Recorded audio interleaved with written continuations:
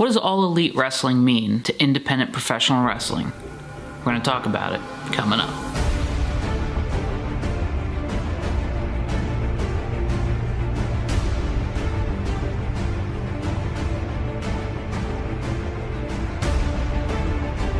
Hey guys, thanks for checking out this video. If you're new here, please consider subscribing. We are back for Season 3 on Indy Wrestling School. We put out new videos every single Thursday for 3 Minute Thursday, so if you like this video, please consider subscribing. The wrestling world was set on fire a couple weeks ago when Cody Rhodes, the Young Bucks, etc. announced that they were going to be putting together a company called All Elite Wrestling. It had been rumored for a couple months, but nobody had any specific details, and nothing was really official. In fact, there were rumors that some of those guys might even sign with WWE, they might go back to Ring of Honor, they might sign with New Japan. There was all sorts of rumors floating around. Nobody really knew what was going to happen. And of course, their big announcement was that they signed Chris Jericho. And since then, it seems like there's a new article about them every single day. And I noticed for some reason there's a couple promoters out there that are pretty unhappy about this whole situation.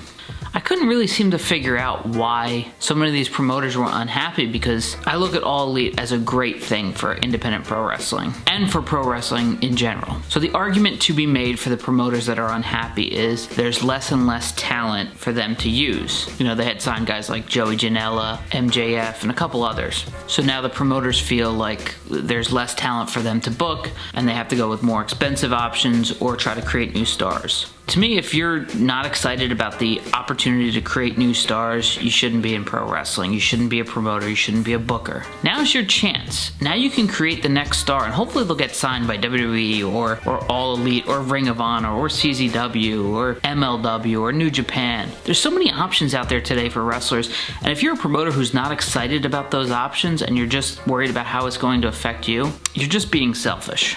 Did that sound like shellfish? I mean, can you imagine if you're the promotion that gets to say, hey, you know, you used to be able to see Daniel Bryan and Christopher Daniels and Homicide and Jay Lethal and all these names. We used to have them all here. So come see the next generation of those guys, and that's going to pique the fans' interest. The fans are going to want to see the next crop that's coming up. As independent wrestling grows, more people are interested in the guys' backstories. There's people nowadays who want to know about Kevin Owens before he was with WWE, or Sami Zayn before he was with WWE, and they're going back and they're researching these old promotions. And a lot of these guys are making money on past DVD sales for shows that they bought and paid for 10, 15 years ago. Creating new stars is an investment in yourself, in your company, in your promotion, and most importantly, and you might not even care about this part, but it is the most important, it's an investment in pro wrestling as a whole. The goal for every promoter out there should be to leave the business better off than the way you came into it. And if that's not your mentality and that's not your goal and you're not working towards that, I feel like you're just being selfish, not shellfish. And to me, it just comes across as greedy.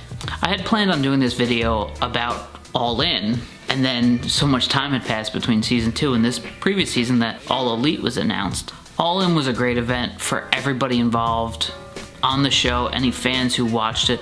I still to this day have not heard a negative thing about the entire show. I've had a couple of people ask me what I would have done differently. I would have changed some of the timing, obviously, and I think that's common because the main event ran so short because of how everything was spaced out. And as I'm watching the show, I'm kind of realizing, oh wait, they have 2 matches left, and this is starting at this time, and then that match went long, and then it was the main event, and I'm looking at the clock.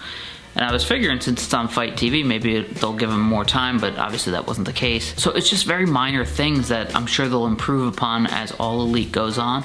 And the question here isn't, will AEW be a competitor to WWE? That's really irrelevant. To me as a wrestling, what I'm interested in is, can AEW provide me the things that WWE isn't? Are they a good alternative? Therein lies the secret to their success.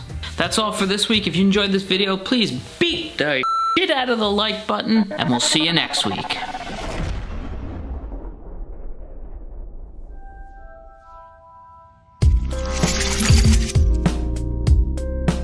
Don't be shellfish.